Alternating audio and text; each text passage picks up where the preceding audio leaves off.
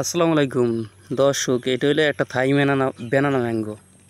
থাই banana mango বুঝছেন তো? এইটাকে আমি কিন্তু অনেক ছোট অবস্থায়, মানে যে আমরা ছোট দেশি চারা আছে না, চারা অবস্থায় এই কাটিং করে কিন্তু এখান থেকে গ্রাফটিং করছি। এই দেখেন এখান এখানটায় এখানটায় এখান থেকে মাটি থেকে ধরেন 2 আঙ্গুল বা 4 আঙ্গুলের মতো হবে হয়তো, এখানে গ্রাফটিং করছি। গ্রাফটিংয়ের পরে দেখেন এই গাছটা এতটা হয়েছে, ঠিক আছে? তো প্রায় 1 বছরের উপরে একটু হয়েছে। সেটার গ্রোথটা একটু খারাপ ছিল, মানে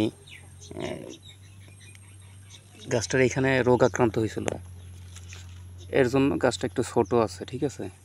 থাই ব্যানানা ম্যাঙ্গো এটা ধরেন 1 বছর থেকে 1.5 বছরের মধ্যে ফল আসবে, অনেক সুন্দর করে এই ফল আসবে, ঠিক আছে?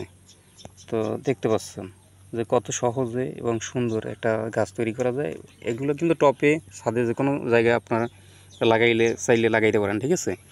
কারণ এটা অনেক বড় হবে না, কিন্তু অল্প জায়গায় যে অনেক আম গাছ লাগানো যায়, মানে দূরত্ব কম দিয়ে সেই কাটিংগুলো এইটা বুঝছেন?